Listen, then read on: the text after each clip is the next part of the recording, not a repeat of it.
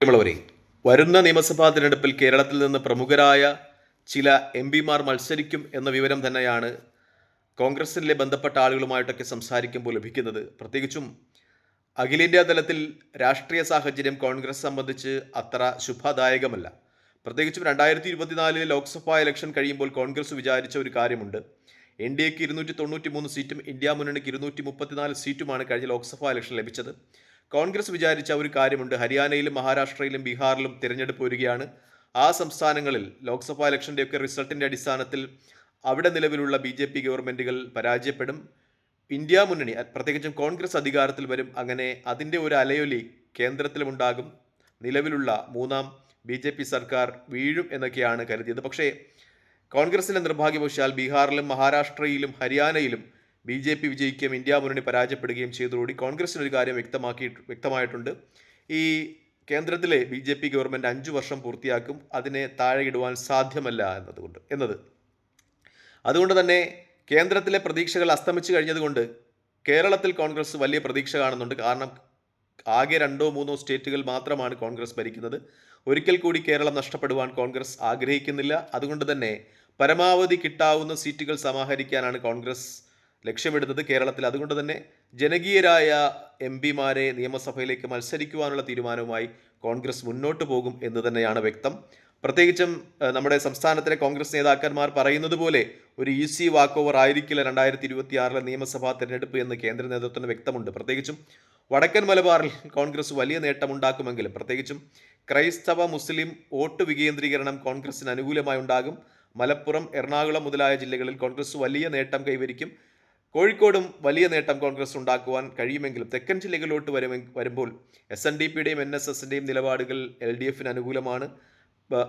ആ ജില്ലകളിൽ LDF അവരുടെ പ്രകടനം പഴയതുപോലെ അത്രത്തോളം മികച്ചതല്ലെങ്കിലും മോശമല്ലാത്ത രീതിയിൽ നിലനിർത്തും. മാത്രമല്ല CPMനെ സംബന്ധിച്ച് ജനകീയരായ MLAമാരുണ്ട്.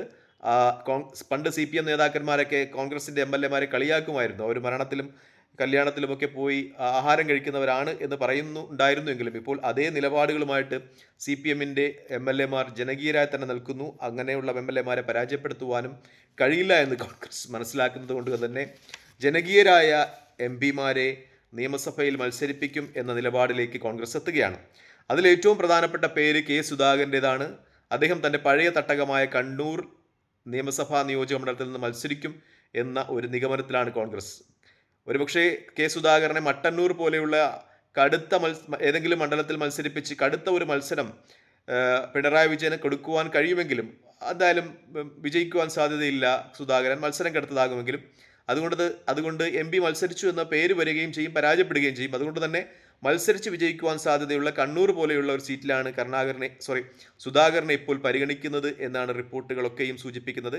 കഴിഞ്ഞ 2 തെരഞ്ഞെടുപ്പിൽ ചെറിയ ഭൂരിപക്ഷത്തിന് UDFന് നഷ്ടമായ സീറ്റാണ് കണ്ണൂർ. 2021 1745 വോട്ടുകൾക്കാണ് കടന്നപ്പള്ളി രാമചന്ദ്രൻ സതീശൻ പാച്ചേനിയെ പരാജയപ്പെടുത്തുന്നത്. 2016 വെറും 1196 വോട്ടുകൾക്കാണ് കടന്നപ്പള്ളി രാമചന്ദ്രൻ സതീശൻ പാച്ചേനിയെ പരാജയപ്പെടുത്തുന്നത്. 2 പ്രാവശ്യവും സതീശൻ പാച്ചേനിയാണ് കണ്ണൂരിൽ നിന്ന് പരാജയപ്പെട്ടത്. വിജയിച്ചതാകട്ടെ കടന്നപ്പള്ളി രാമചന്ദ്രനും. അതുകൊണ്ട് തന്നെ സതീശൻ പാച്ചേനിയെ സംബന്ധിച്ച് അദ്ദേഹം പച്ചയായ നിസ്വാർത്ഥനായ ഒരു മനുഷ്യനായിരുന്നുവെങ്കിലും തെരഞ്ഞെടുപ്പിൻ്റെ ഉൾക്കളികളൊന്നും അറിഞ്ഞുകൂടാത്ത ഒരു നിസ്വാർത്ഥനായിരുന്നു. അതുകൊണ്ടാണ് അദ്ദേഹം പരാജയപ്പെട്ടത് എന്ന ചില നിഗമനങ്ങളുണ്ട്. സുധാകരൻ ആ മണ്ഡലത്തിലേക്ക് വരുമ്പോൾ അദ്ദേഹത്തെ സംബന്ധിച്ച് 1745 വോട്ട് 2021 അത് കവർ ചെയ്യുക വലിയ പ്രയാസമുണ്ടാകുന്ന ഒരു ആളല്ല. കാരണം നമുക്കറിയാം അദ്ദേഹം കണ്ണൂർ ലോക്സഭയിലേക്ക് മത്സരിക്കുമ്പോൾ മട്ടന്നൂർ പോലെ CPMൻ്റെ കുത്തക മണ്ഡലങ്ങളിൽ പോലും വലിയ രീതിയിൽ വോട്ട് വർദ്ധിപ്പിച്ച ഒരാളാണ്. അതുകൊണ്ട് തന്നെ കഴിഞ്ഞ പ്രാവശ്യത്തെ 1745 വോട്ടുകൾ മറികടന്ന് കോൺഗ്രസിന് വേണ്ടി ആ മണ്ഡലം സുധാകരന് പിടിച്ചെടുക്കുവാൻ കഴിയും എന്ന കാര്യത്തിൽ സംശയമില്ല. നമ്മൾ കടന്നപ്പള്ളി രാമചന്ദ്രൻ്റെ ഒരു കാര്യം അവലോകനം ചെയ്യുകയാണെങ്കിൽ കണ്ണൂർ മണ്ഡലത്തിൽ അദ്ദേഹത്തിൻ്റെ ഒരു രാഷ്ട്രീയ ഗ്രാഫ് ഉയർന്നു നിൽക്കുന്നുണ്ട് കണ്ണൂരിൽ. കാരണം CPMൻ്റെ വലിയ നേതാക്കന്മാർ പോലും മത്സരിച്ചിട്ട് പിടിച്ചെടുക്കുവാൻ കഴിയാത്ത ഒരു മണ്ഡലമാണ് CPMൻ്റേതല്ലാത്ത കോൺഗ്രസ് എസ്സുകാരനായ കടന്നപ്പള്ളി രാമചന്ദ്രൻ LDFന് വേണ്ടി പിടിച്ചെടുക്കുന്നത് എന്നൊരു പ്രത്യേകതയുണ്ട്. കാരണം 2009 അവിടെ ബൈ ഇലക്ഷനിൽ അബ്ദുള്ള കുട്ടിയോട് എതിരിടാൻ വരുന്നത് CPMൻ്റെ ജില്ലയിലെ തന്നെ ഏറ്റവും വലിയ നേതാവായ MV ജയരാജനാണ്. ജയരാജനെ അവിടെ അബ്ദുള്ള കുട്ടി പരാജയപ്പെടുത്തുന്നത് ഏകദേശം 13,000 വോട്ടുകൾക്കാണ്. 1996 അവിടെ മത്സരിക്കുന്നത് കോൺഗ്രസിൻ്റെ എക്കാലത്തെയും വലിയ നേതാവ് കണ്ണൂർ ജില്ലയിലെ എൻ രാമകൃഷ്ണനാണ്. രാമകൃഷ്ണൻ അന്ന് CPM-നോടൊപ്പം ചേർന്ന് സ്വതന്ത്രനായ സീറ്റ് കിട്ടാത്തതിൻ്റെ പേരിൽ അവിടെ നിന്ന് മത്സരിക്കുന്നുണ്ട്. അദ്ദേഹം മത്സരിച്ചിട്ട് പോലും ആ സീറ്റ് LDFന് വേണ്ടി പിടിച്ചെടുക്കുവാൻ കഴിയുന്നില്ല. അങ്ങനെയുള്ളൊരു സ്ഥലത്താണ് കഴിഞ്ഞ 2 പ്രാവശ്യമായിട്ട് കടന്നപ്പള്ളി രാമചന്ദ്രൻ വിജയിച്ചു വരുന്നത് എന്ന് പറയുമ്പോൾ അദ്ദേഹത്തിന് ആ മണ്ഡലത്തിൽ വ്യക്തമായ സ്വാധീനമുണ്ട് എന്ന് തന്നെയാണ് വ്യക്തം. പക്ഷേ അത് സുധാകരൻ വരുമ്പോൾ ആ കടന്നപ്പള്ളി രാമചന്ദ്രൻ്റെ ആ വ്യക്തി മികവിനെ അത് ഓവർകം ചെയ്ത് കോൺഗ്രസ്സിന് ആ മണ്ഡലം പിടിച്ചെടുക്കുവാൻ കഴിയും എന്ന കാര്യത്തിൽ ഒട്ടും സംശയമില്ല എന്ന ഒരു വിലയിരുത്തൽ തന്നെയാണ് കോൺഗ്രസിൽ നിന്നുണ്ടാകുന്നത്. ഈ കണ്ണൂർ കോർപ്പറേഷനിലെ 14 മുതൽ 53 വരെയുള്ള വാർഡുകളാണ് ഈ കണ്ണൂർ അസംബ്ലി മണ്ഡലത്തിലുള്ളത്. അതിൽ 25 വാർഡുകളും 40 വാർഡുകളിൽ 25 വാർഡുകളും UDFിൻ്റെ കയ്യിലാണ്. 1 വാർഡ് BJPക്കുണ്ട്, 1 വാർഡ് SDPക്കുണ്ട്, 13 വാർഡുകൾ CPMന് അഥവാ LDFനുണ്ട്. അതായത് കോർപ്പറേഷൻ ഇലക്ഷൻ്റെ ഒരു റിസൾട്ട് എടുത്ത് നോക്കുകയാണെങ്കിൽ UDFന് വലിയ മെജോറിറ്റി കണ്ണൂർ നിയമസഭാ നിയോജക മണ്ഡലത്തിലുണ്ട്. മറ്റൊരു പഞ്ചായത്ത് ഈ വരുന്നത് മുണ്ടേരി പഞ്ചായത്താണ്. 11-11 എന്ന രീതിയിൽ LDFും UDFും ഈ മുണ്ടേരി പഞ്ചായത്തിൽ സമാസമമാണ്. അവിടെ ഞെരുക്കെടുപ്പിലൂടെയായിരിക്കും ആരെങ്കിലും അധികാരത്തിൽ വന്നിട്ടുള്ളത്. അങ്ങനെയാണെങ്കിൽ ഏതു മുന്നണിയാണ് അവിടെ ഞെരുക്കെടുപ്പിലൂടെ അധികാരത്തിൽ വന്നത്, LDF ആണോ UDF ആണോ എന്ന് ദയവായി കമൻറ്റ് ചെയ്യുക. എന്തായാലും കണ്ണൂരിൻ്റെ ഒരു 2026 നിയമസഭാ ഇലക്ഷനെ നമ്മൾ അവലോകനം ചെയ്യുമ്പോൾ അവിടെ കടന്നപ്പള്ളി രാമചന്ദ്രൻ 81 വയസ്സായി എന്ന് പറഞ്ഞ് അദ്ദേഹത്തിന് രക്ഷപ്പെടുവാൻ എന്തായാലും പിണറായി വിജയൻ സമ്മതിക്കില്ല. കാരണം പിണറായി വിജയൻ അദ്ദേഹത്തെ സംബന്ധിച്ച് മൂന്നാമതും അധികാരത്തിൽ വരിക എന്ന ദൃഢനിശ്ചയവുമായി മുന്നോട്ട് പോവുകയാണ്.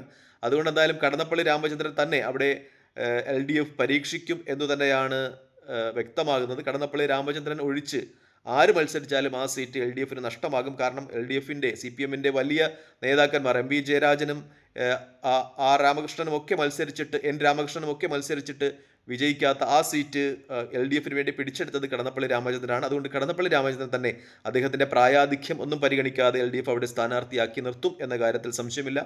അദ്ദേഹത്തെ എതിരിടാൻ എന്തായാലും ഇപ്പോൾ നിലവിലുള്ള UDFിൻ്റെ തീരുമാനപ്രകാരം കെ സുധാകരൻ, കണ്ണൂരിലെ കോൺഗ്രസിൻ്റെ സിംഹം എന്നറിയപ്പെടുന്ന കെ സുധാകരൻ എത്തും എന്ന കാര്യത്തിലും ഏകദേശം ധാരണയായിട്ടുണ്ട്. എന്തായാലും ഈ മത്സരം കെ സുധാകരനും പഴയ കോൺഗ്രസ്സുകാരനായ കടന്നപ്പള്ളി രാമചന്ദ്രൻ തമ്മിലുള്ള ഒരു മത്സരം, അതിൻ്റെ ഒരു വിലയിരുത്തൽ നമ്മൾ നടത്തുകയാണെങ്കിൽ കെ സുധാകരൻ അദ്ദേഹം കണ്ണൂർ ജില്ലയിൽ ആകമാനം ശക്തമായ വോട്ട് വികേന്ദ്രീകരണം നടത്തുവാൻ സാധ്യതയുള്ള ഒരു നേതാവാണ്. കണ്ണൂർ ലോക്സഭാ മണ്ഡലത്തിൽ അദ്ദേഹം മത്സരിച്ചപ്പോൾ അദ്ദേഹത്തിൻ്റെ ഒരു പ്രകടനം നമ്മൾ കണ്ടതാണ്.